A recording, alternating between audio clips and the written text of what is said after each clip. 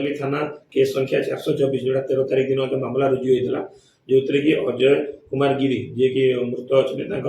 Report देते जे हत्या होता सन्देह कर रिपोर्ट देते परवर्ती समय मामलार तदंत चलता मामलार तदंत आम एसआई गोचिया करते तेणु मामला तदंत करने समय आम जो दुई जन पार्टनर थे बिजनेस पार्टनर आउ जन गुड़ा फार्म कर्मचारी थे पुलिस सन्देह होता पुलिस तीक्ष्ण नजर रखी से परवर्ती समय पचरा उचरा कर से जना पड़ा कि यह एक सुपरिकल्पित हत्याकांड जोटा कि रंग देवार चेष्टा करते दुर्घटना ना देखो प्रथम तो आम पाखे जहाँ रिपोर्ट आम पाखे प्रथम होता पुलिस पाखे जे मृत व्यक्ति जी अच्छा सी सीसीटीवी रिपेयर करुले कि हाइट्रे चढ़ी चेयर पकईकि से दुर्घटनावशतः इलेक्ट्रिक शॉक लागू उच्चतार पड़ा फल मुंडे आघात लगी परवर्ती समय मेडिकल को निया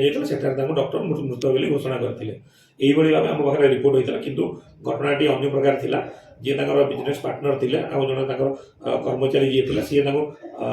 बिजनेस राइवल पैसा पत्र देन देन यही भाव भितर बहुत दिन मनमानी चली से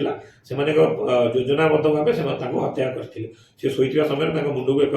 लुहा एंगेल साहाय्य पिटिकी हत्या करते जोटा कि पुलिस परवर्ती समय आज्ञा पुलिस केते जन गिरफ्त कर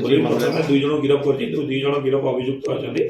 पुलिस पाखे स्वीकारोक्ति करते घटना विषय परवर्ती समय आम जहाँ प्रोविजन अच्छी बीएसए भारतीय साक्ष्य अधिनियम हिसाब से जो आम वेपन अफ अफेन्स जोटा आयरन लुहार रड जोटा था जहाँ साहाଯ୍य एंगेल लुहा एंगेल साहाଯ୍य जहाँ आघात करते पुलिस जबत कर सर एथिरे केते जन संपृक्त बोली अनुभव करुछन्ती पुलिस बर्तमान पर्यटन आम तदंतर जहाँ जनापे दुई जन व्यक्ति ही इनवल्व अच्छा जदि परवर्ती समय जन अन्य तथ्य प्रमाण आसे ये योजनाबद्ध भाव आउ किए सामिल थे विरुद्ध केस नंबर हूँ 424 चांदवाली थाना केस नंबर आम 103 BNS जोटा कि हत्या आउ 238 BNS जोटा कि आम हत्या जनित जो तार जो आपंकर जो इनफर्मेशन टाक जो लुचाइवा से दफा लगी जो मुझे कही रखी जहाँ आम भारतीय साक्ष्य अधिनियम हिसाब से जहाँ तार व्यवस्था रही से हिसाब से आम गवर्नमेंट विटनेस सम्मुख में जो स्वीकारोक्ति जो अभियुक्त मान ग्रहण कराई परवर्ती समय उपस्थित ही से लुहा रड्टी को जबत कराई जड़े अभियुक्त नाम हूँ शुभ्रांशु स्वाई अन्य जड़े हूँ किशोर कुमार पंडा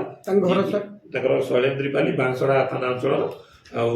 जी शुभ्रांशु स्वाई हूँ सी महाकालपड़ा थाना अंचल केन्द्रापड़ा जिलार बासिंदा अटक।